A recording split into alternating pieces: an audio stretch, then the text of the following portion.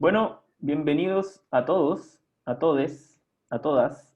Esta es la conferencia del profesor Ricardo Álvarez. Esta conferencia, después lo voy a presentar, pero forma parte del curso de Teoría 1, Teoría Antropológica 1 de la carrera de Antropología de la Universidad de Los Lagos.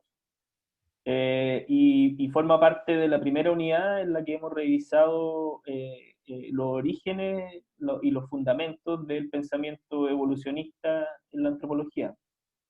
Y sobre esa base es que surgió la idea de poder realizar una conferencia de Ricardo para tratar un poco todo desde la perspectiva, más bien desde la prehistoria y desde la perspectiva arqueológica, el proceso de evolución y también centrarnos a partir de ahí en dos sitios o en un par de sitios arqueológicos que son relevantes para el sur austral de Chile, en particular para las ciudades donde nosotros vivimos, en Osorno, el sitio Pilauco, y un poco más al sur, cerca de Puerto Montt, hacia Maullín, el sitio Monteverde, que son tal vez los sitios de mayor interés en términos de ocupación temprana en la zona sur, en el cono sur de América y particularmente en Chile.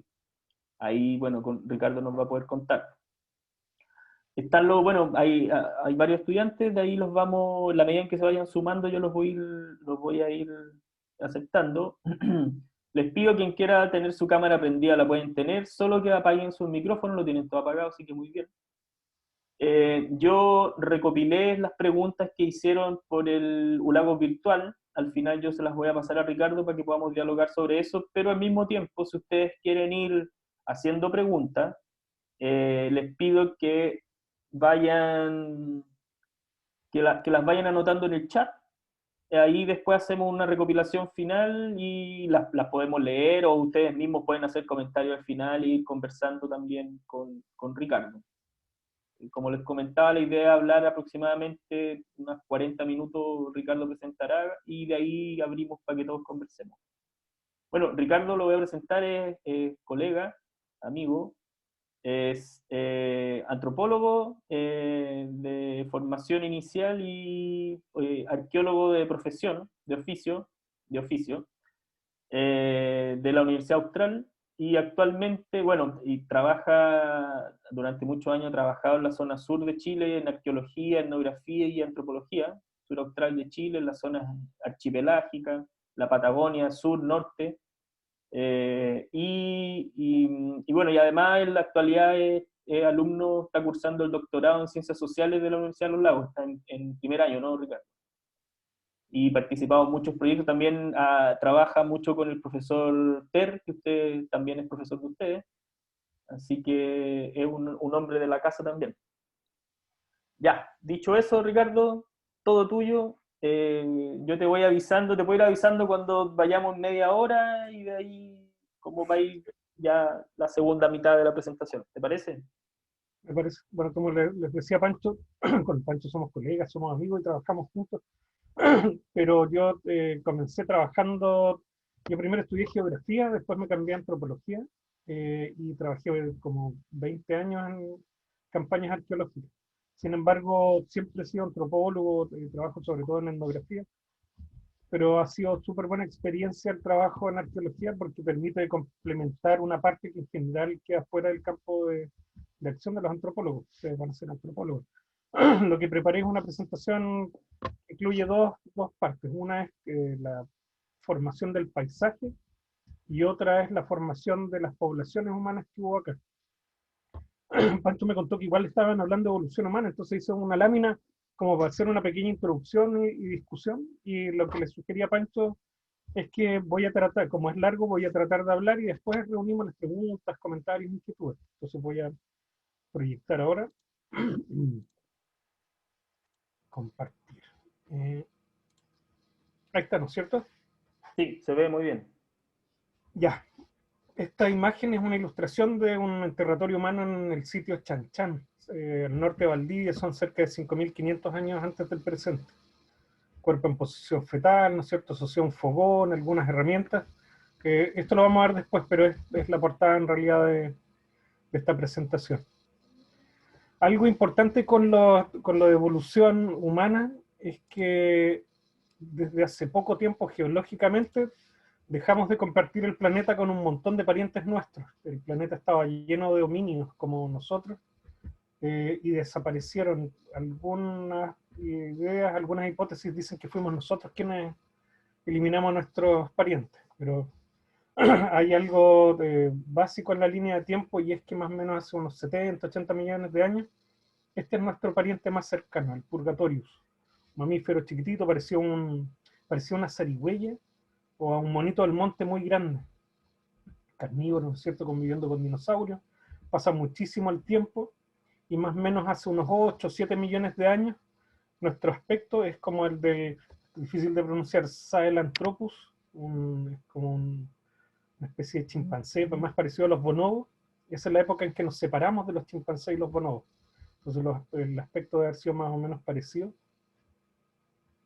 Y después está el Ardipithecus, hace más o menos unos 4 millones de años, un poquitito más, que ya es enfilando a la línea nuestra. Empiezan a ocurrir algunos cambios evolutivos importantes que tienen que ver con la gran diversificación de homínidos que ocurren en África y también en Asia, una tremenda diversificación, está lleno de especies distintas, explorando diferentes ambientes. La evolución siempre ha sido un ensayo y error, y en ese ensayo y error, ¿no es cierto?, van surgiendo mutaciones que son alternativas, y en este caso comienzan a ocurrir una serie de mutaciones azarosas, pero que funcionan, ¿no es cierto?, y que permiten ir delineando nuestra evolución. Voy a pasar a la siguiente.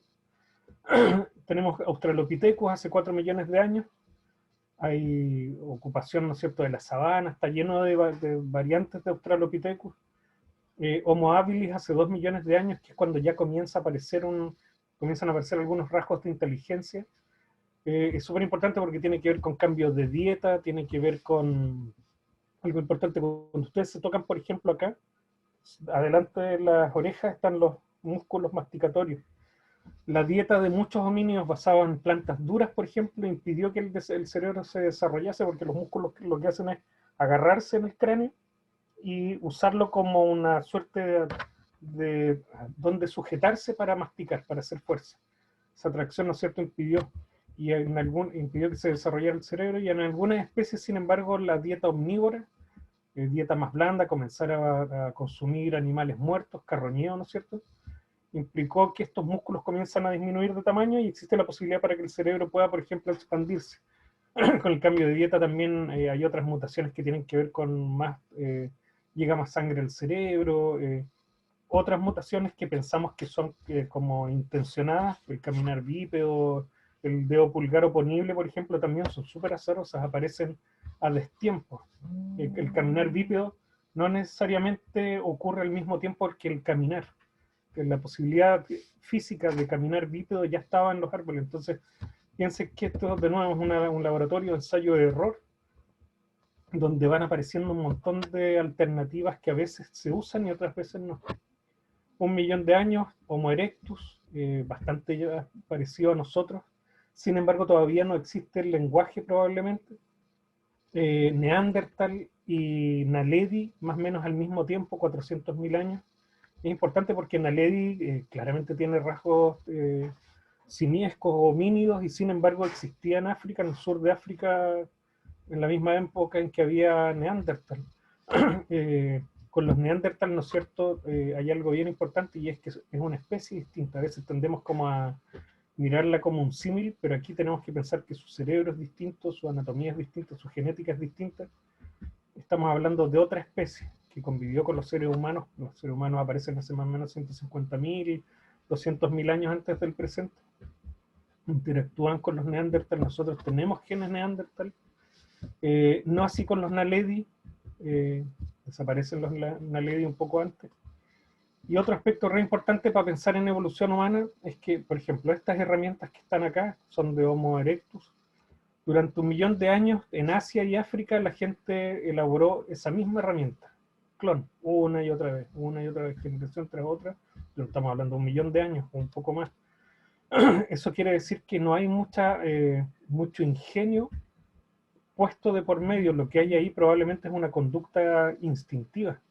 O sea, se incorporó la habilidad de fabricar esta herramienta y no se enseña, sino que ya se incorpora como un conocimiento que está dentro de nosotros como organismos. Eso es una tremenda diferencia con los seres humanos. Los seres humanos, por ejemplo, no tenemos habilidades instintivas para que se replique una herramienta durante 1.000.000 de años. En la arqueología van a ver que los artefactos cambian una y otra vez, y eso sí habla de inteligencia y habla de un ingenio, habla de lenguaje, habla de aprendizaje, habla de cultura, etcétera, etcétera. Por lo tanto, con los Homo sapiens aparece algo distinto a lo que estaba ocurriendo antes, incluso con los Neandertal. Los Neandertal siempre están elaborando los mismos artefactos. También hay una repetición ahí que es casi instintiva, ¿no? Que no requiere mucho de transmitir conocimiento. Y eso es súper importante que lo tengan en cuenta, sobre todo con los Homo sapiens. Y ahora vamos a entrar de lleno a la construcción del paisaje. Hay muchas cosas que requieren de conocimiento previo para ser entendidas. Yo no creo que ustedes logren descifrar qué es esta imagen. Me imagino que pensarán que puede ser un repollo, puede ser un coral partido por la mitad, pero esta es una roca que existe acá en la región de los lagos, que tiene cerca de 270 millones de años. Se llama gneiss, y lo importante es que esos pliegues son el choque de las placas, placa del Pacífico, ¿no es cierto?, placa de Nazca con la placa continental americana, deforma la roca a tal grado que desarmó todo lo que existía previamente como roca, la retrabajó como un chicle, como una plasticina, y la dejó de esta forma. Todo ese conocimiento que les estoy transmitiendo, lo estoy transmitiendo a través de la palabra, ¿no es cierto?, o puede ser a través de grafos, letra escrita, dibujos, etcétera, y hace que aparezcan distinciones en ustedes. Distinciones, un conjunto de conocimientos que me permite observar algo y poder descifrar qué es lo que es. Esta otra imagen, yo creo que ahora sí algunos ya saben qué es lo que aparece en la foto. Estos son líquenes crustosos, ¿no es cierto?, en la orilla del mar. Esto es la Huayteca. Los líquenes se comen a las rocas, comen sílice. Esto que hay acá blanco también son líquenes. Ahí hay otra especie, ¿no es cierto?, compitiendo por espacio, y entre medio alcanza a aflorar el cuarzo. Ellos comen sílice. Nuevamente también, yo sé que no es una planta, yo sé que no es un hongo, sé que no es un alga, ¿no es cierto?, es una simbiosis de un hongo y alga re antiguo, se llama líquen, vive bajo ciertas condiciones, libera químicos para quemar a otros, ¿no es cierto? Nuevamente, lo que estoy comentando son una serie de distinciones que me permiten discriminar en el espacio algo y darle sentido, construir un relato, y eso es muy propio de los seres humanos. Les voy a dar unos segundos a ver si alguien adivina qué es lo que hay acá. Lo que ven es una piedra, una arenisca, un canto rodado, ¿no es cierto? Estuvo rodando en la playa harto tiempo. Y adentro tiene la impresión de un cangrejo fosilizado. Esto también es de acá de la región de los lagos, tiene cerca de 20 millones de años. Y es una pancorita que quedó fosilizada. Sin embargo, si uno hace el ejercicio de mostrar esta roca una y otra vez, es muy poca la gente que va a poder discriminar qué es lo que hay ahí, porque nuevamente necesito conjuntos de conocimientos para poder darle sentido. Y esta imagen la voy a pasar rápido, pero esta es una playa de cantos rodados en cualquier lugar del mar interior de Chiloé. Y si se fijan al medio, hay piedras más chiquititas. Esto es un varadero de canoa. Nuevamente es muy sutil el cambio. Tengo que poder discriminar el tamaño de las rocas, ¿no es cierto?, el sentido y un uso posible para que esta franja, ¿no es cierto?, en esta franja pueda reconocer un uso cultural que además tiene un origen precolombino. Y vamos a comenzar entonces con la formación del paisaje y después vamos a pasar a la ocupación humana. Esta es una imagen de cómo debe haber sido Puerto Montt hace más o menos unos 20.000 años antes del presente. La última glaciación tuvo varios periodos de derretimiento y avance del hielo. En algunas ocasiones el hielo avanzó muchísimo. En Puerto Montt, por ejemplo, llegó a haber casi 1.000 metros de hielo encima. Y es una imagen que se habría repetido de aquí hasta hacia el sur, todo congelado, ¿no es cierto? Todo este hielo que estaba amontonado sobre los continentes en la época glacial es agua finalmente congelada, por lo tanto en ese mismo momento el nivel del mar bajó muchísimo, más de 100 metros, son otros paisajes.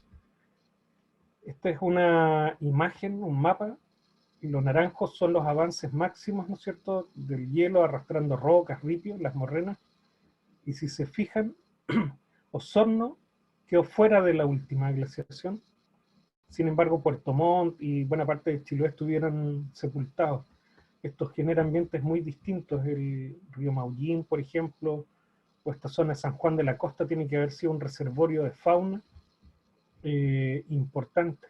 Y buena parte de estos depósitos antiguos, bosques de alerces gigantescos, etcétera, todavía están sepultados debajo del ripio y es posible encontrarlos. En muchos lugares de acá de la región nos hablan de este pasado mucho más helado. Una de las particularidades que tiene el hielo es que funciona como una especie de retroexcavadora gigantesca. Todas estas manchas negras es montaña molida.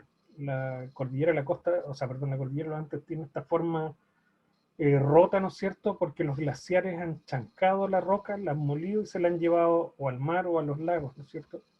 Todo el agua turbia, es todo este molidillo de la montaña. Son los agentes erosivos más importantes que existen.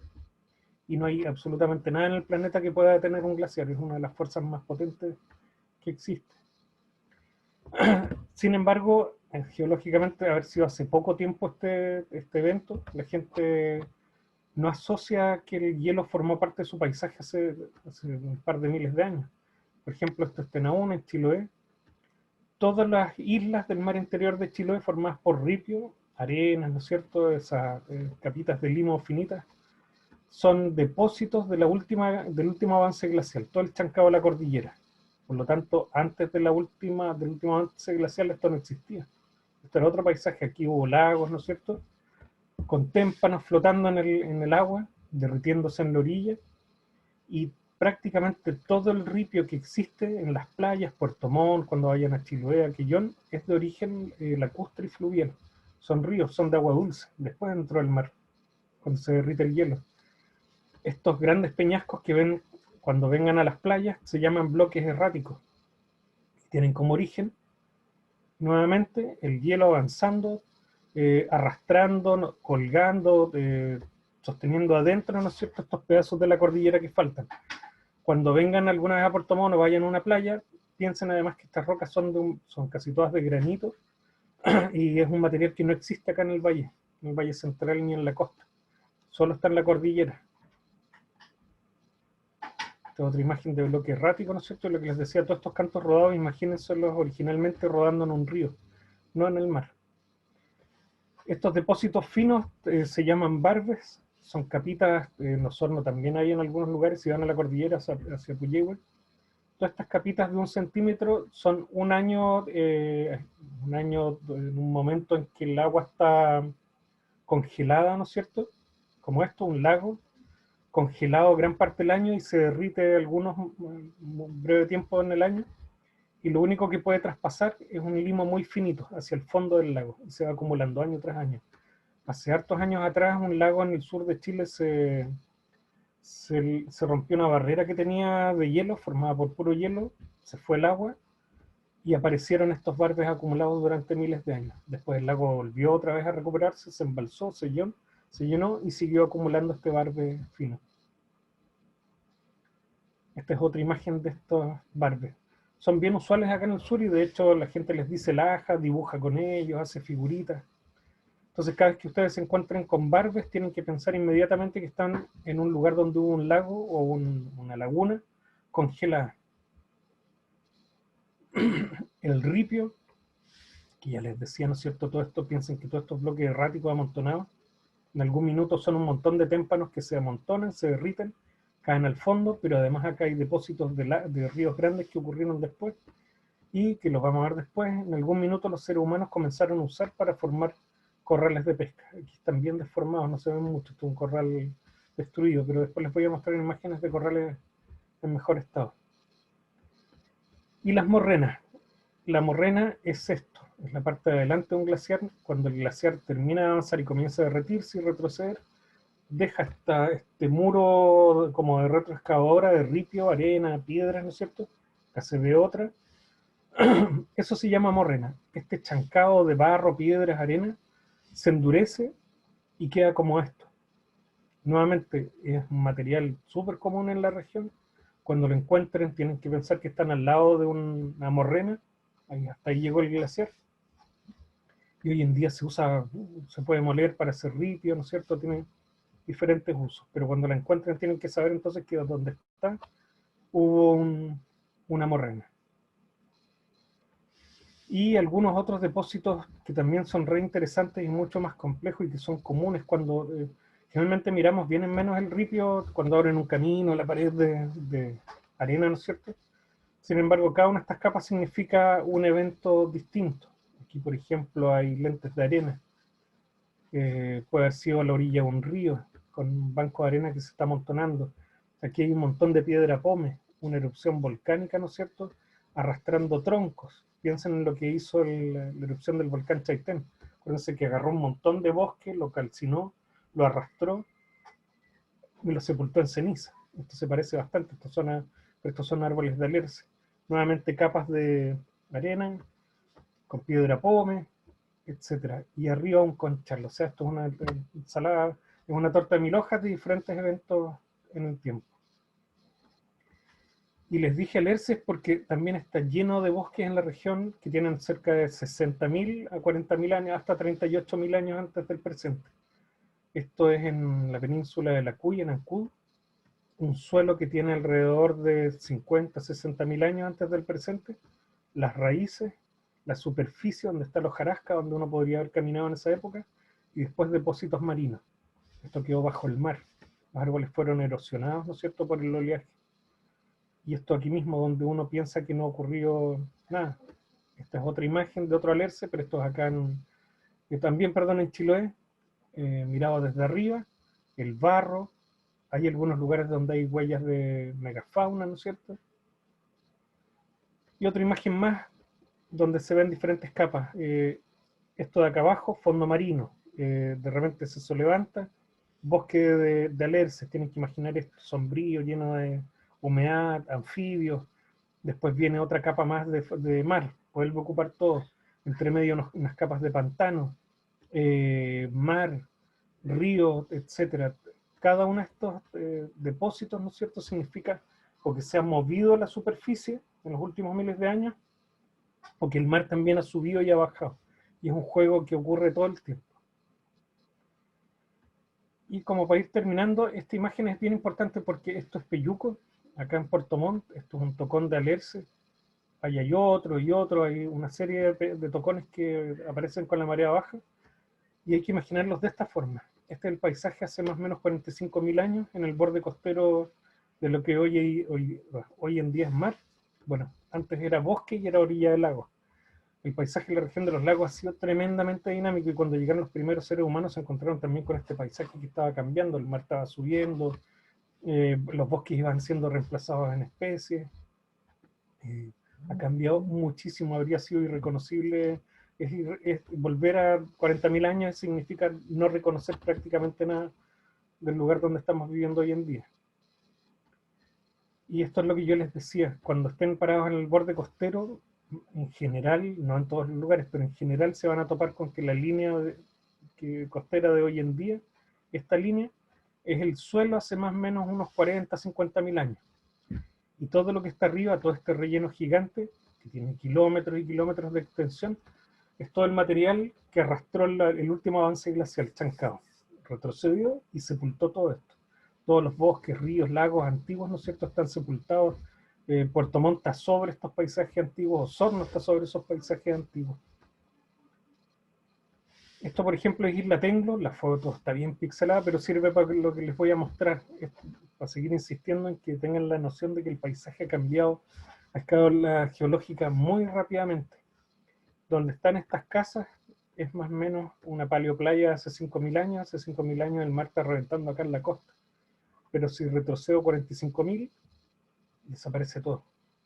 ¿Se fijan? Es un cambio extremo. Y por supuesto con megafauna, elefantes, ¿no es cierto?, paleolamas y otros mamíferos sobre todo, que vivían acá. Los gonfoterios eran súper importantes. Cuando vean coligüe y vean quila, piensen que tiene que haber sido la dieta importante para este tipo de animales. Los bosques de hoy en día padecen la ausencia de este tipo de animales gigantescos. Los elefantes en general son, ¿cómo se podría decir?, diseñadores de bosque. Y la extinción de los gonfoterios tiene que haber afectado mucho la dinámica del bosque sureño. Estos bichos eran los que se encargaban de abrir espacio para que aparecieran arbolitos jóvenes, echar abajo los más viejos, ¿no es cierto? La dinámica tenía que ver con ellos y su ausencia repentina, porque estos no desaparecieron hace más o menos 10.000, 12.000 años, tiene que haber generado cambios importantes en el bosque y probablemente nosotros hoy en día vemos esos cambios, pero no somos capaces de asociarlos a la ausencia de esta megafauna. Aquí hay otra imagen de un gonfoterio, ¿no es cierto? Se parece un poco a unos elefantes que hay en Asia, chiquititos, robustos, toscos, no es muy estético que digamos. Paleolama, una especie de guanaco bastante grandote y alto. Aquí en Puerto Montt hay lugares donde hay huellas fósiles de ambos, de gonfoterios y de paleolama. Y cuando se retira la última glaciación, eso empieza hace más o menos 18.000 años, antes del presente, comienza a derretirse el hielo rápidamente, arrastrando todo este material, y todo ese hielo derretido hace que el mar comience a subir rápidamente, y coincide más o menos con la llegada de los primeros habitantes a esta zona. Los primeros habitantes que llegaron acá, ¿no es cierto?, experimentaron este cambio radical. Las personas que se asentaron en Monteverde, cuando se asomaban a las partes más altas, veían todavía el hielo en el horizonte, veían el volcán Osorno y el volcán Calbuco prácticamente tapados de hielo todavía, estaban los glaciares, ¿no es cierto? Y probablemente creencias como la de Tentembilú y Caicaibilú, de que el mar va subiendo y va sepultando la tierra, vienen más o menos de esa época. La gente fue testigo, ¿no es cierto?, de este cambio brutal y lo experimentó y lo comenzó a comunicar de una generación a otra. Esto es el campamento Monteverde, cuando estaba siendo excavado, y abajo está el de Pilauco. Ustedes ya me imagino que conocen Pilauco. Por las condiciones que tiene la región, en general este tipo de sitios no son infrecuentes, hay, pero son tan sutiles, tan difíciles de identificar, que probablemente buena parte de estos sitios han sido destruidos por obras viales o por construcción. Una retroexcavadora abriendo un campo, por ejemplo, sobre todo el MOP abriendo caminos, tiene que haber destruido una cantidad de sitios impresionante, porque los sitios existen, pero si uno fuese caminando y vas caminando por acá, lo que ves en realidad son troncos viejos. Si vas a Pilauco, lo que ves en realidad es fango negro y algunas piedras y algunos palos viejos. De nuevo volvemos a las distinciones. Las distinciones sirven como para reconocer cosas en el espacio que de otra manera pasarían desapercibidas. Este es el paisaje que vio la gente de Monteverde hace más o menos unos 18.000 años, un poco más. Calbuco debería estar por allá lejos. Esto es el camino interior que va a Calbuco. Hoy en día esto es mar. Sin embargo, aquí había témpanos derritiéndose, los bloques erráticos derritiéndose con las rocas. Una zona muy húmeda y muy fría, ¿no es cierto?, donde había megafauna. Puerto Montt debería haber estado allá al fondo, ¿no es cierto? Y la misma imagen, el seno de Reloncaví en realidad con mucha agua dulce y un lugar totalmente distinto como es hoy en día. Y estas deben haber sido las personas que llegaron en esa época, grupos pequeñitos, cazadores-recolectores. La forma de vida de los cazadores-recolectores es bien particular, porque tú lo que haces es que llegas a un sitio, te instalas, armas un campamento semipermanente y comienzas a salir hacia diferentes lugares, caminando. Avanzas un par de días, reconoces si es un lugar de buena casa o si hay condiciones cómodas como para vivir, y regresas. Y cuando regresas, tú relatas lo que viste. Y a medida que iba pasando el tiempo, estos relatos finalmente lo que hicieron fue una cartografía oral, a través de la palabra, de todo el territorio. Entonces ellos seguían avanzando, iban colonizando nuevos espacios, pero iban rememorando a través de cantos, a través de historias míticas, a través de juegos, ¿no es cierto?, o recreaciones, todo su paso por el continente finalmente. Hay muchas historias que son así antiguas. La gente fue guardando, ¿no es cierto?, los recuerdos. En este caso ese tiene que haber sido el estilo de vida. la gente que vivió en Monteverde en general era bastante joven. En esa época, a los 10, 12 años, las mujeres ya tenían hijos, ¿cierto? La esperanza de vida tampoco es muy larga, 30 años y ya estás bastante maltratado por la vida. Pero son personas iguales a nosotros. Un niño de esa época, si lo trasladas a hoy en día, va a la escuela, va a la universidad, puede ser profesional, no tiene ningún impedimento. Somos la misma especie, somos las mismas personas. Había especialización dentro del campamento, ¿no es cierto? Hay una arquitectura rudimentaria pero cómoda, no es necesario perfeccionarla más, y además acá lo que ocurre es que lo que haces tú es tener una cultura material fungible y práctica. No necesito acumular muchas cosas, la idea es moverme, y para moverme es un impedimento si tengo acaparo muchos materiales. Por lo tanto la idea es aprovechar materiales que están ahí mismo, y después simplemente abandonar el sitio. Todos los materiales son degradables, los cueros, ¿no es cierto?, la madera, las fibras vegetales, y eso quedaba en el sitio y finalmente era cubierto por la vegetación. En el caso de Monteverde, que era un campamento, y en el caso de Pilauco, que era un sitio donde hubo carroñeo de animales muertos arrastrados por el río, estos sitios se conservaron porque quedaron rápidamente sellados por un ambiente súper húmedo y frío, anóxido, sin oxígeno. Hay una imagen ahí armando un nudo, y este es el nudo que quedó conservado en Monteverde. Ahí hay unos postes, también tienen fibras vegetales donde fueron amarrados. Piensen en los campamentos de los pescadores merluceros, piensen en los campamentos, no sé, de los recolectores de algas. Es la misma lógica, eso no ha cambiado absolutamente nada. Un campamento sencillo que sirve para dormir y cocinar, y las actividades ocurren en el exterior. Algunas piezas arqueológicas del lugar son bastante sencillas, ¿no es cierto? Aquí no aparecen esas puntas espectaculares que uno esperaría. Aquí lo importante son este tipo de artefactos, porque son los que se usaron de manera práctica para la vida cotidiana. Y de repente, hace más o menos 5.000, 6.000 años antes del presente, hay un cambio cultural importante. Estas poblaciones que eran cazadoras-recolectoras terrestres, desaparecen algunos, se van hacia otros lugares, y comienza a imperar en la zona la cultura canoera. Son personas, no se sabe si llegaron navegando desde el norte o si esta navegación fue una práctica cultural que nace aquí en el sur. Lo más probable es que la hayan traído, la navegación es global. Y ellos comienzan a instalarse en estos nuevos escenarios que se habían formado una vez que el hielo terminó de derretirse y el mar reemplazó el agua dulce. Entonces aparece el archipiélago interior, ¿no es cierto? Comienza el mar a erosionar estos depósitos antiguos, aparecen las islas. Y una de las grandes ventajas que tiene la vida en el borde costero es que, a diferencia de quienes viven en el continente, que tienen que andar moviéndose, en el verano pueden subir, pero en invierno tienen que bajar por el frío. Cuando tú vives a la orilla del mar, las estaciones no cambian prácticamente en todo el año, la temperatura es prácticamente la misma invierno-verano, y está lleno de alimentos. Es uno de los lugares más productivos alimenticiamente que existe. Y esto fue aprovechado durante miles de años por estas poblaciones. Estas son, perdón, no se ve, pero las flechas indican algunos de los sitios importantes arqueológicamente.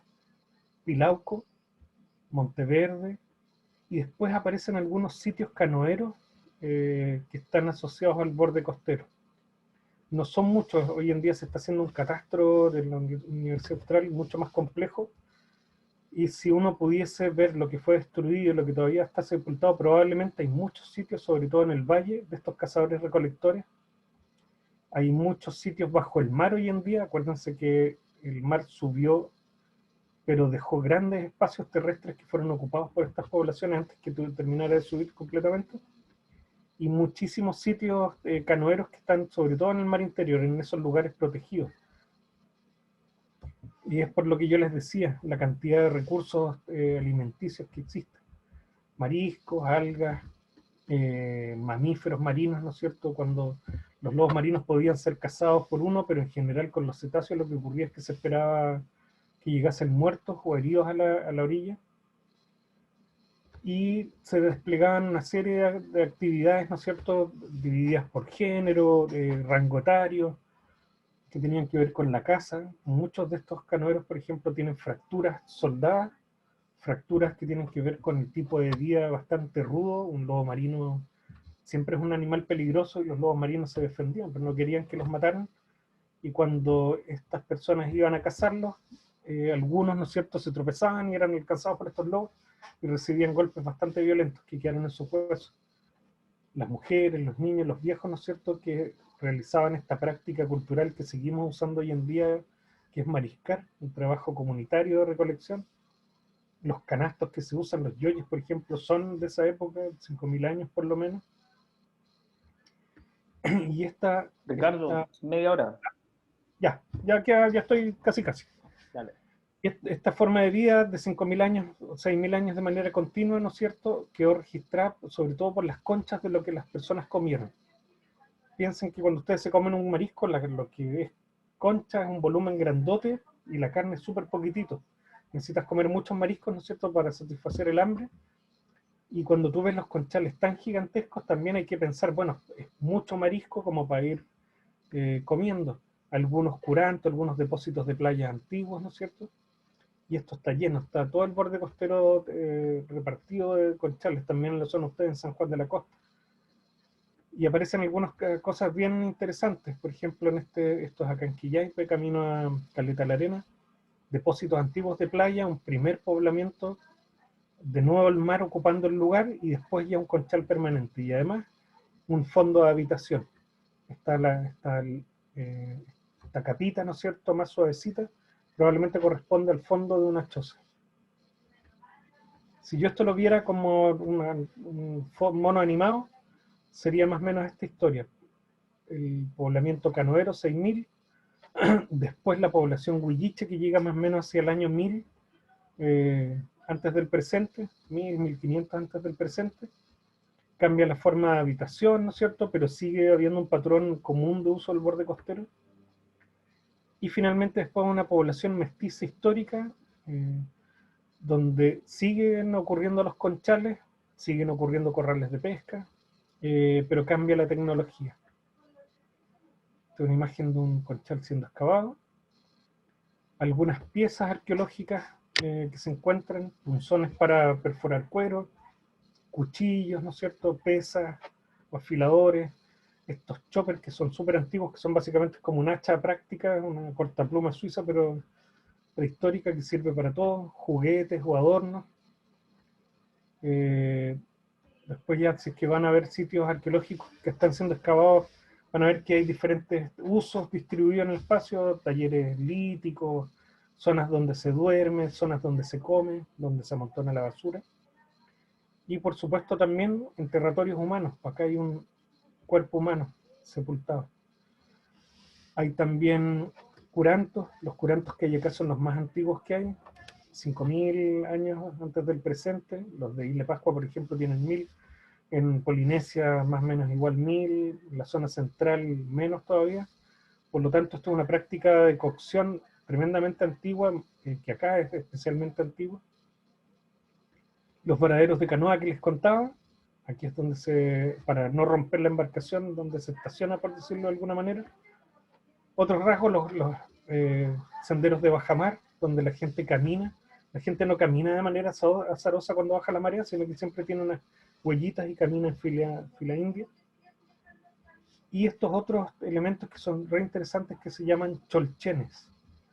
El cholchen es básicamente un refrigerador que queda instalado en el intermareal.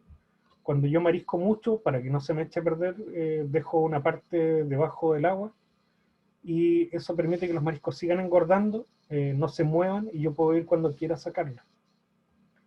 Y otro elemento también interesante, las cavernas, que son escasas pero que también fueron ocupadas por estas poblaciones para alojar y formar conchales. Y todo esto, como para ir terminando, genera una serie de sitios que son particulares, ¿no es cierto?, que están todos protegidos por la ley de monumentos nacionales, pero que no se explican por sí solas. Yo necesito que los corrales de pesca, necesito que los varaderos, que los conchales, que las cavernas o los senderos de bajamar estén preservados en realidad como un conjunto, porque en su conjunto explican la ocupación del paisaje. Si solo protejo los corrales, ¿no es cierto?, si se destruye lo que está alrededor, el corral queda convertido simplemente en un objeto. Estas cosas forman paisaje humano.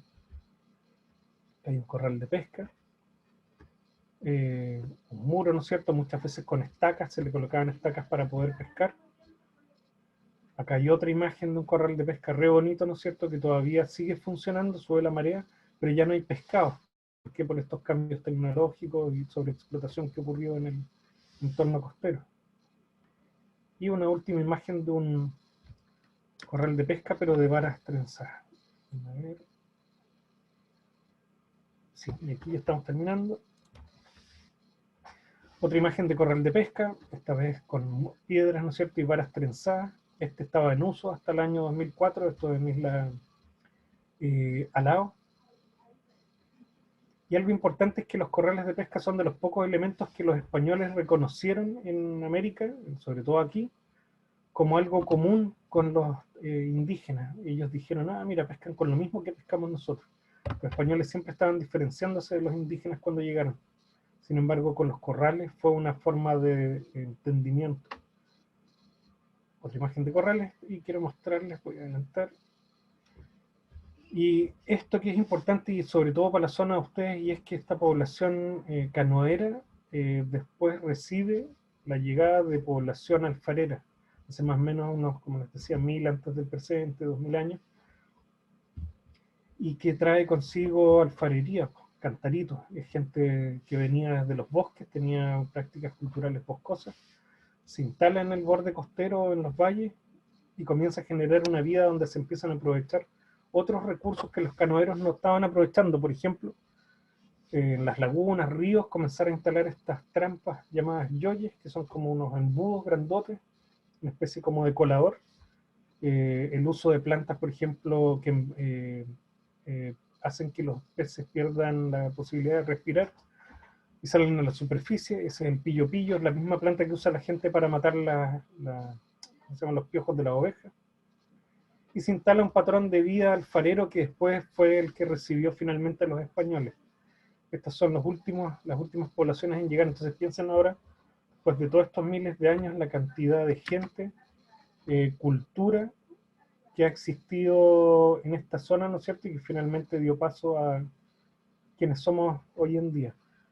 Yo lo dejaría, las papas, por ejemplo, todo el experimento con especies vegetales hasta lograr esta tremenda diversidad. Yo lo dejaría hasta aquí, Pancho, como para armar la conversa. Ya, perfecto. Si quiere, eso, deja de compartir. Estoy con la pantalla, ya. Espérenme, voy a prender mi cámara. Ahí estoy. Gracias, Ricardo, por la presentación. Fue una súper síntesis de la historia de la humanidad en los últimos 200.000 años, con foco en Chile. Eh, ¿Algún comentario, chiquillos? ¿Pregunta? Si quieren, ya. Siéntanse libres de hacerlo. Si no tienen, yo voy a empezar a abrir la conversa y de ahí si ustedes pueden ir sumándose.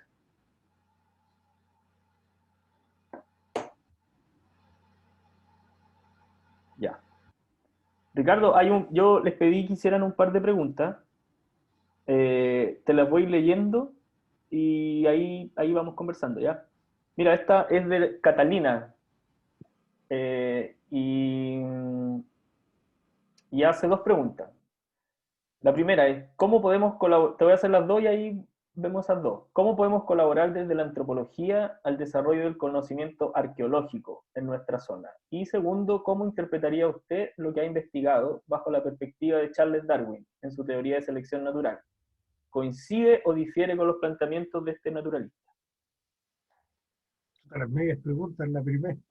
La primera, los antropólogos son claves en la investigación arqueológica porque, por ejemplo, con los corrales de pesca, los arqueólogos identifican y estudian el objeto, la estructura, cuánto mide, la altura, etcétera, etcétera, pero sin embargo el trabajo antropológico ha sido clave porque las etnografías que se han hecho, ya van 20 o más años de etnografía sobre corrales, ha permitido darles sentido. Los corrales de pesca tenían rituales asociados, tenían una forma de construirse que era colectiva, pertenecían a ciertas familias, o sea, le damos un sentido social, cómo se administraba, cómo se regulaba su acceso, eh, darle algo más aparte de que sirve solo para comer.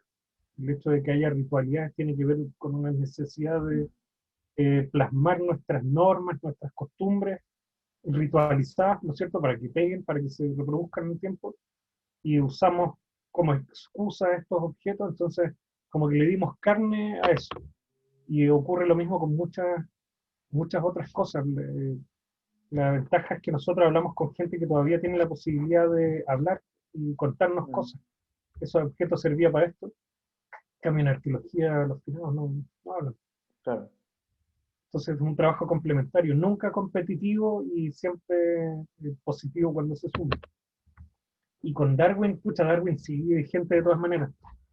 Darwin era un personaje cuando estuvo en Chiloé. Pucha, sería como pasar un curso completo de Darwin, pero la idea de Darwin, miren, hay un momento dado en que empieza a hablarse de la lucha por la sobrevivencia. Eso no lo dijo Darwin. Eso es una interpretación histórica que favoreció las ideas de capitalismo, de competir, de acumular, ¿no es cierto? Pero en Bueno, general Darwin... Spencer, nosotros vimos, Spencer es uno de los que coloca la idea de la lucha por la Claro, sobrevivencia y cómo eso se traduce en la revolución industrial y el colonialismo asociado. claro, entonces y agarran a Darwin y lo convierten como en una excusa, pero Darwin básicamente lo que dijo es que en un escenario donde ocurren muchas cosas todo el tiempo, las especies tienen varias posibilidades, no intencionadas, uno no intenciona cambiar. Eh, Ocurren mutaciones azarosas, ¿no es cierto? La mayoría son pésimas. En algunos casos ocurre una mutación, por ejemplo, como el andar bípedo en el caso nuestro, que chuta, justo funciona, justo puede servir, justo nos viene en el momento exacto, nos puede permitir usarla, a pesar de que haya ocurrido antes que eso, pero Darwin básicamente hizo esas observaciones, pues dijo aquí hay un mecanismo que ocurre constantemente, ¿no es cierto?, donde azarosamente las especies van cambiando y en algunos casos esos cambios son muy pertinentes con respecto a los cambios del entorno. El paisaje, como la atmósfera recién también va cambiando todo el rato, pues, entonces, y eso llamó evolución. Sin embargo, era súper prejuicioso y es el otro lado entretenido de Darwin. Pues, por ejemplo, cuando conoció a los canoeros australes, Darwin se dio cuenta, igual que muchos otros navegantes, que cuando uno les regalaba algo, los cahuéscar o los yaganes, ellos repartían en partes iguales todo. No sé, se les regalaba, por ejemplo, pensemos, no sé, de estos cintillos, lo iban a partir, si eran 5 personas, en 5 trozos, y cada uno se quedaba con un trocito. Eso se llama igualdad, ¿cierto? Es mantener estabilizada la comunidad con un trato equitativo. Darwin dijo, mientras estos salvajes no solucionen ese problema y normalicen el acaparamiento, van a seguir siendo salvajes, nunca van a ser civilizados. Eso. Sí, hay otro punto de Darwin que también es interesante y que tú lo mostraste al comienzo y que fue una de las discusiones que tuvimos en clase, que dice relación con la coexistencia de especies que de alguna forma están compitiendo en términos más bien adaptativos a nichos. Y que, por ejemplo, al inicio es mostrar cómo la evolución humana, en realidad, en muchos momentos coexistieron varios homínidos y no necesariamente una evolución única y unilineal. Y ese tipo de relaciones uno también podría entenderla tal vez sin una especiación, pero en términos de las relaciones que se establecen entre canoeros, con alfareros, con los Exacto. primeros cazadores recolectores. En el caso cultural son acuerdos. Mm, Vamos a claro, competir. Yo me dedico a pescar y además te regalo pescado, tú trabajas en tierra adentro, tú me regalas papas y así mantenemos buenas relaciones. En claro. biología eso más también se da.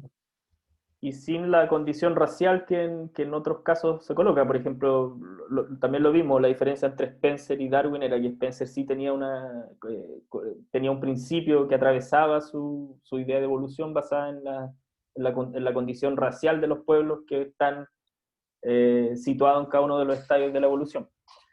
Voy a Con las, continuar con las preguntas. Kevin pregunta, el informe que leí de Jimena Navarro dice que hay mucho por descubrir en el sitio Pilauco. Mi pregunta es la siguiente. Usted como arqueólogo / antropólogo, ¿qué le diría a las autoridades, ya sea del Estado o del gobierno, para que se invierta dinero en estos proyectos o se incentive a la participación y educación?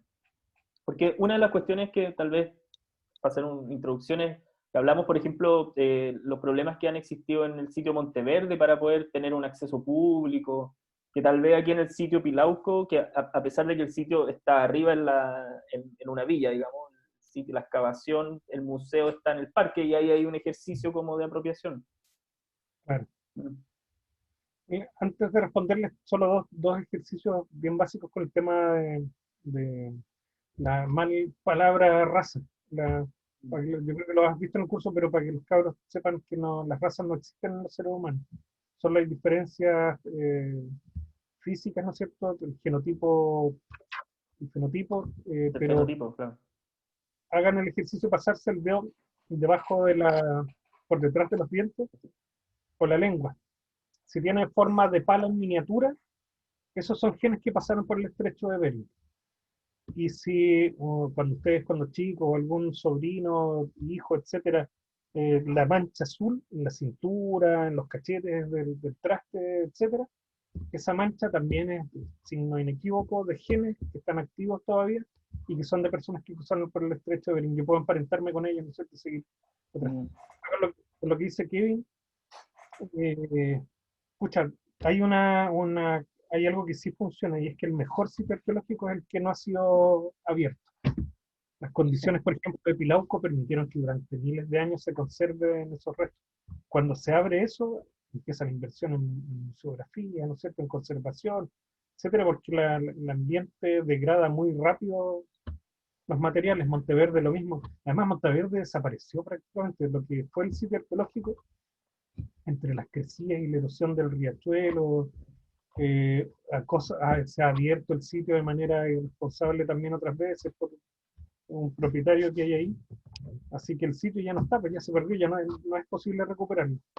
Y en ese caso, lo ideal, por ejemplo, es tratar de usar métodos indirectos, pues si fuera posible, no sé, pues, técnicas más modernas como para ver cómo está el subsuelo y si hay algo ahí.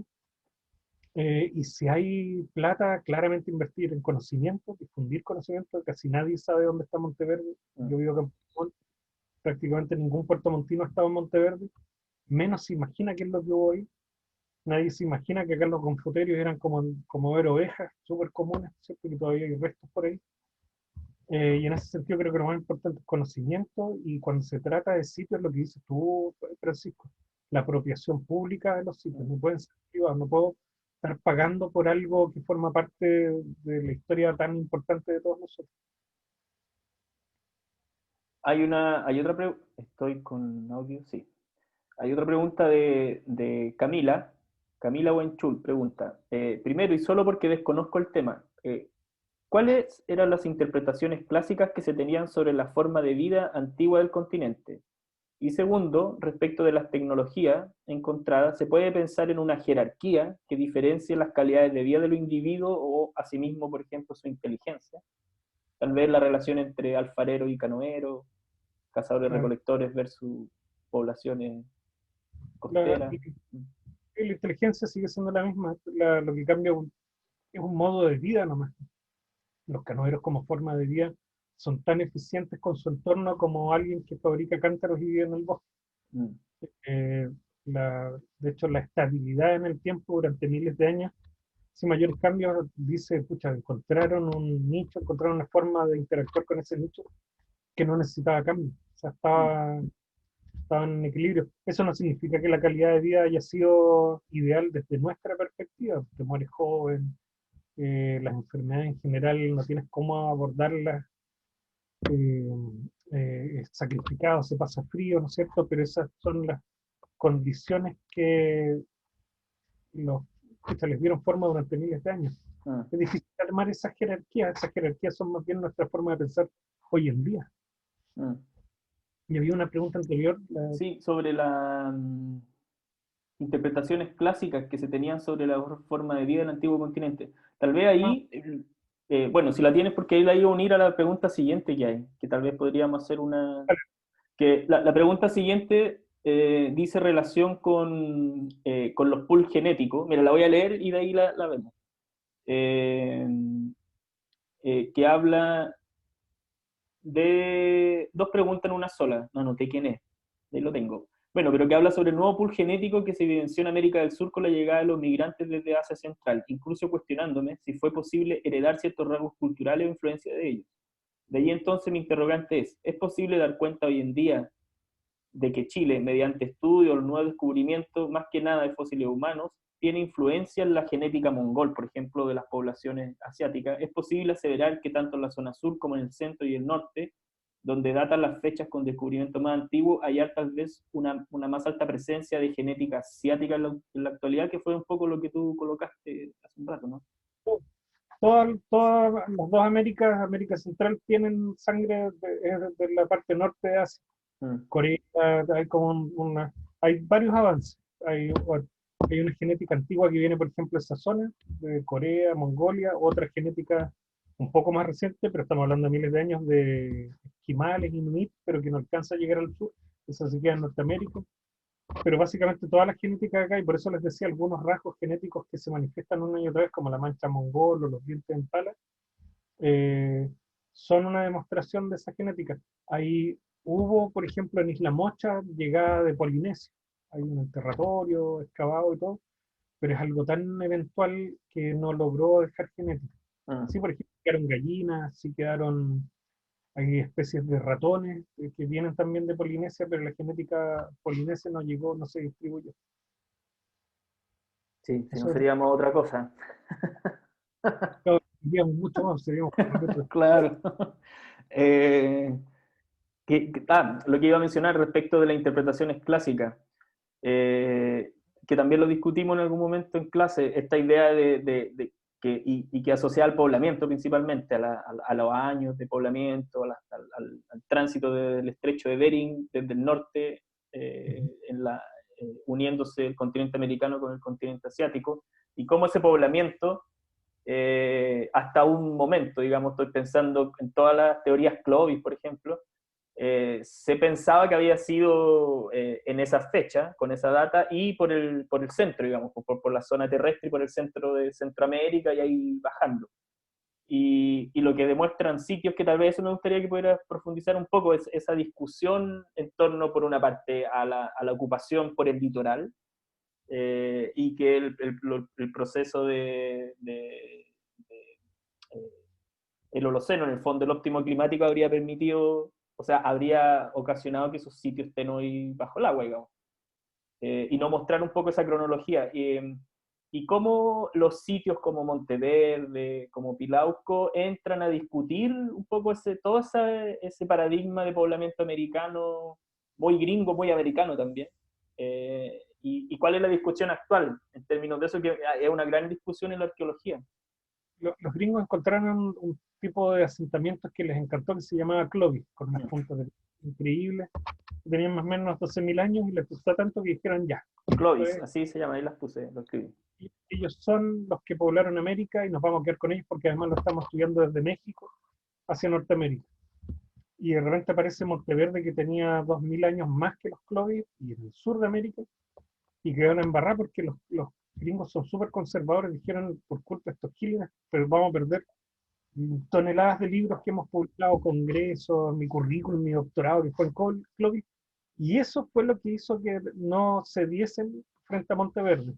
Costó mucho demostrar que Monteverde era más antiguo y por lo tanto la gente tenía que haber cruzado el estrecho de Bering mucho antes para llegar a casi 14.000 o 20.000 o más, 30.000. Hay sitios en Brasil que todavía están Sí, en discusión, pero más o menos 30.000. como 30.000 años, ¿no?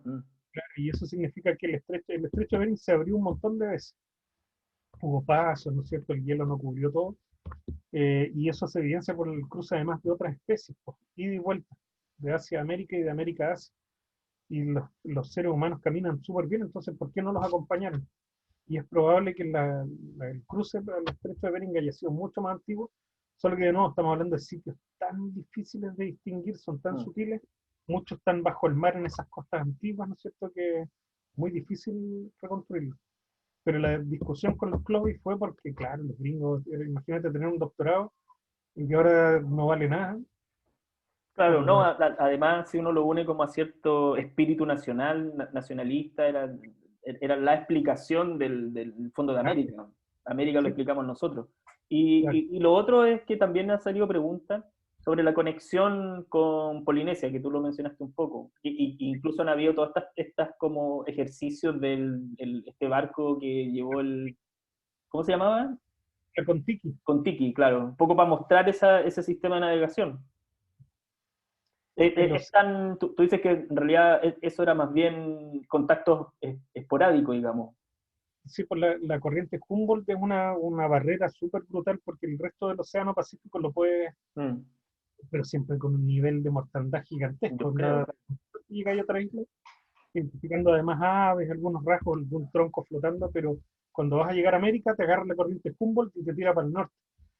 Y ahí es cuando hicieron el ejercicio de la Contiki, de nuevo también hay una parte súper compleja de atravesar cuando ya entras a este mundo, a este universo polinesio, que puedes Mm, recorrer todo. mm. Pero América, claro, tenía esa diferencia que tiene que ver con las corrientes, que expulsan, por decirlo de alguna. Los pescadores Claro. artesanales que salen afuera, esos que corren caleta, ellos Mm, conocen todo eso.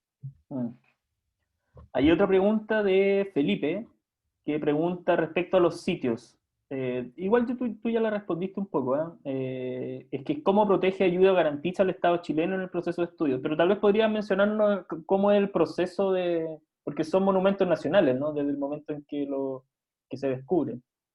Por el solo Ministerio de Ley, todos los sitios que les mostré, Corrales de Pesca, Conchal, etcétera, están protegidos. No necesito que una comunidad vaya y pida un certificado. O sea, solo por el Ministerio de la Ley ya están protegidos. Cuando una empresa dice, oye, es que no sabía, lo lamento, usted es una empresa, tiene abogados, o sea, es imperdonable que una empresa diga que no sabía.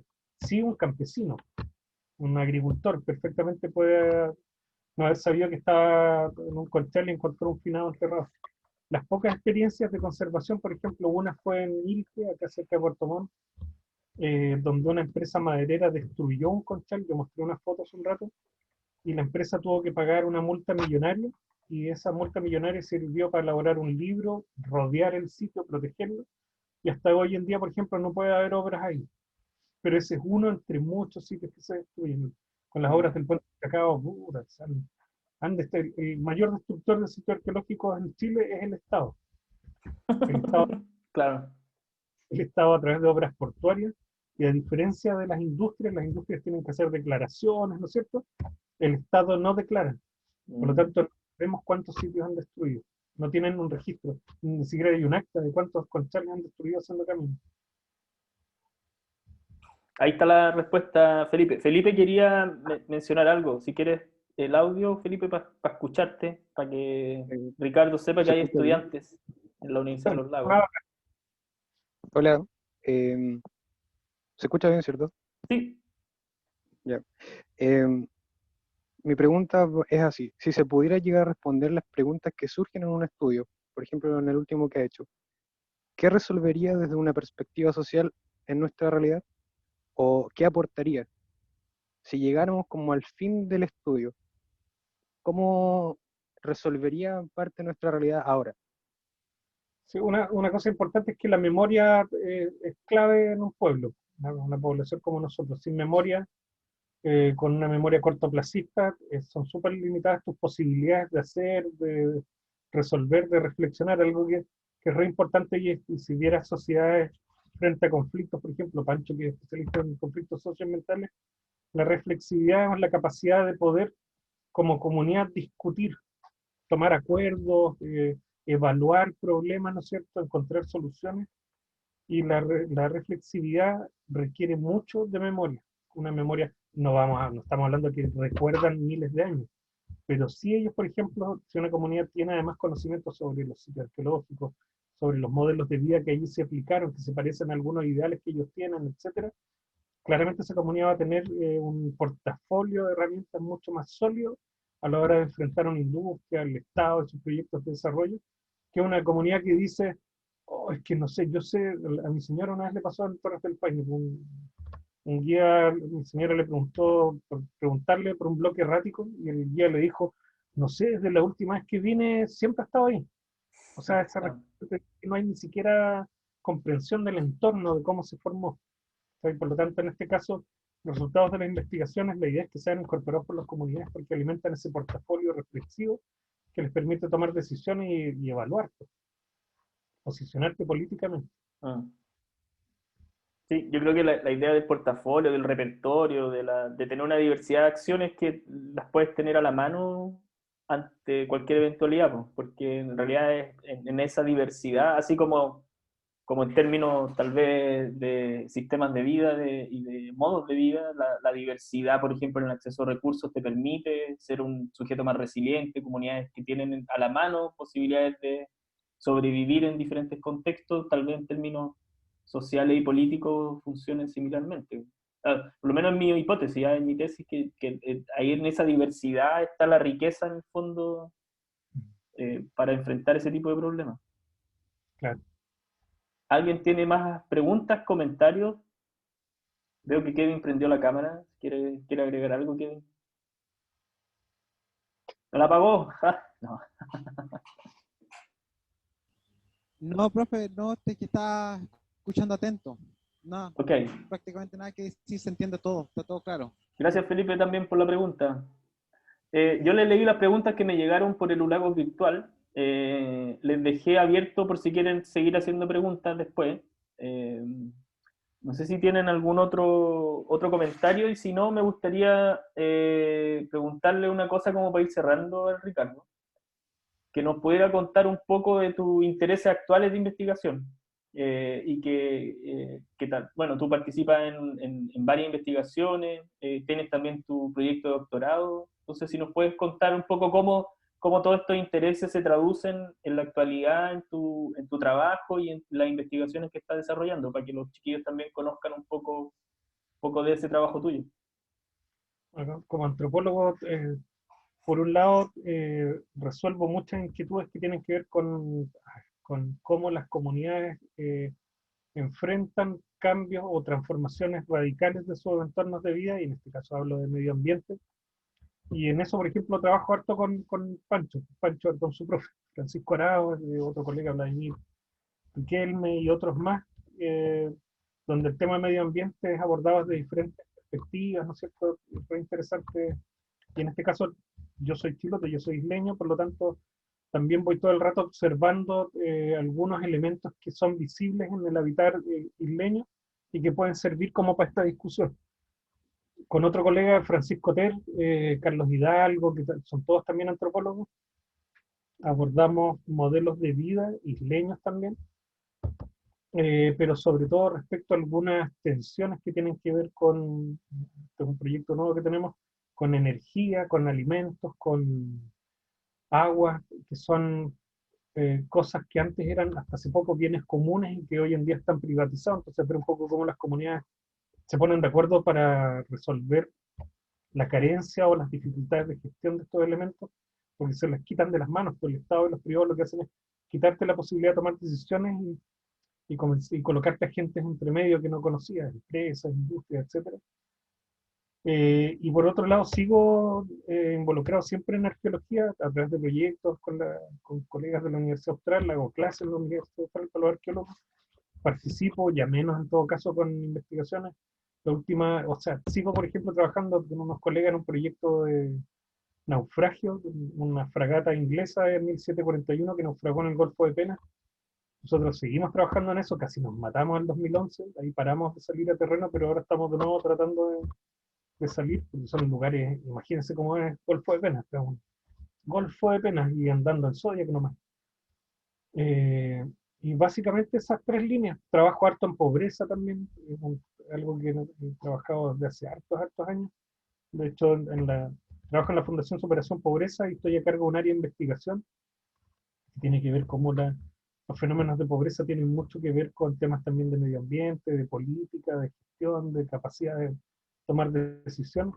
Entonces tengo un espectro bien diverso de entrada. Pero algo que es importante, decía el Pancho, cuando ustedes sean antropólogos uno trabaja en equipo, uno arma equipos, y no necesariamente un solo equipo, puedo estar en varios equipos a la vez, donde se va compartiendo la información solidariamente, donde se van estableciendo metas y todo.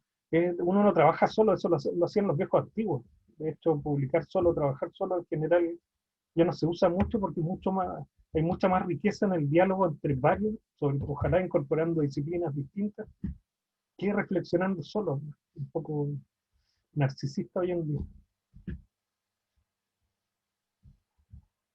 Gracias, Ricardo. Bueno, sí, pues, precisamente esa también es la estructura y la visión que se le imprimió a la formación de antropología en la Universidad de los Lagos. Precisamente una de las líneas esenciales es la interdisciplina, básicamente porque ya reconocemos y creemos que ya es más bien una función institucional de la formación en antropología, saber conocer, saber hacer preguntas a otras disciplinas, generar trabajo interdisciplinario, poder dialogar, poder saber cuáles son tus límites también, que eso es bien relevante en el trabajo interdisciplinario, saber hasta dónde llegas tú y dónde la respuesta, las preguntas, las metodologías del otro te pueden ayudar a resolver problemas que son altamente complejos. Decir no sé, eso es lo Decir más no sano. sé, sí, Increíblemente productivo decir no sé. claro. Y leer, alguna recomendación que también le hago a mis alumnos siempre, o sea, tienen que leer, esta carrera es imposible no leer. De hecho, tienen que tener un hábito de lectura en Diario. general es el doble o el triple que en muchas otras disciplinas. Eso mismo. No leer WhatsApp, leer libros. Claro. Bueno, chiquillos, no sé si tienen algún comentario o pregunta. Si no, despedimos a Ricardo. Y al parecer no. Agradecido. Bueno, yo te Yo tengo una. agradezco. Ah, Yo dale, tengo, ¿quién? Felipe. así como modo pa- para saber nomás, en sus trabajos contratan de repente a alumnos de tercero, cuarto, quinto. Sí, pues, sí. O sea, en arqueología se usa harto la contratación de estudiantes. Se usa Y la más que en paga, antropología, de hecho. sí, mucho más. Que se necesita como jornal. Yo, de hecho, yo empecé a trabajar en arqueología como estudiante desde el primer año sin parar. Y era más que nada excavando en el arnero, Apaleando, claro. claro, paliando, y de hecho se va aprendiendo así. Es Mm. un buen entrenamiento. El Kevin dice trabajo con químicos reactivos y soluciones en el laboratorio. Observación. Sí, pues, pero ya en el laboratorio, ¿no? Sí. Sí, pues bueno, pero también complementando la pregunta, también en los trabajos de antropología también se incorporan estudiantes. ¿No? Sobre todo piensen en sus tesis, cuando tengan que hacer sus tesis, por ejemplo, Práctica. Dale. sus prácticas profesionales, todo eso, un camino natural, digamos, son las propias investigaciones que se desarrollan al interior de la universidad o en colegas asociados. Más allá como de los espacios clásicos laborales, porque podría ser, como sea, un municipio, o Claro, la propia claro. fundación, por todo lo que es servicio país, prácticas país, que también es un camino interesante. Voluntariado. Voluntariado. Bueno, quedémonos hasta acá, pues. ¿Les parece? Profe, ¿Sí, Constanza? sí, a modo personal un poco quería agradecer por esta instancia porque, bueno, nosotros en la carrera desde que entramos nos hablan de lo que es el trabajo interdisciplinario, entonces poder conocer un poco más sobre cómo se lleva a cabo, más con un trabajo tan significativo que es nuestro antepasado, justamente ubicados acá en el sur, creo que es muy valioso, por lo menos para mí, como una retroalimentación bastante amplia y saber más o menos en las diferentes áreas que uno pudiese trabajar y con las otras disciplinas que uno a futuro pudiese también interactuar. Creo que es súper importante. Entonces yo agradezco la instancia. Gracias, Constanza. Bueno, me sumo a las palabras de Constanza y le agradezco a Ricardo. Ojalá esto podamos repetirlo después con otros temas. Ahora lo enfocamos más bien en arqueología y poblamiento porque estaba asociado también al temario que estábamos desarrollando en el curso, pero a lo largo de la disciplina y en el fondo de la formación de la carrera seguramente nos vamos a encontrar nuevamente. Claro.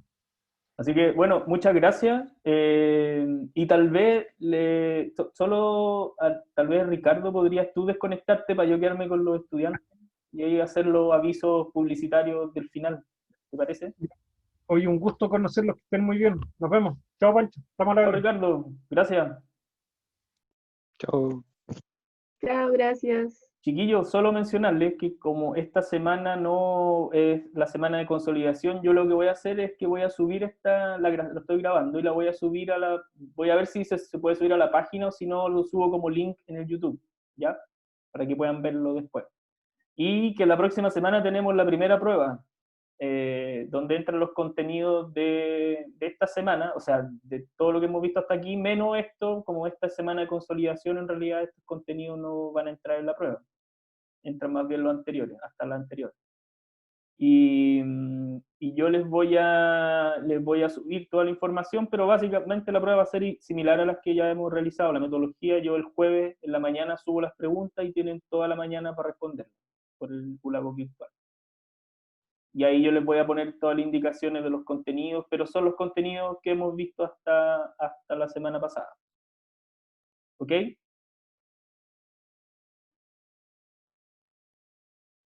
Gracias por participar hoy, chiquillos, y bueno, qué bueno que les haya gustado, y vamos a intentar realizar este tipo de iniciativas de experiencia más recurrentemente en las próximas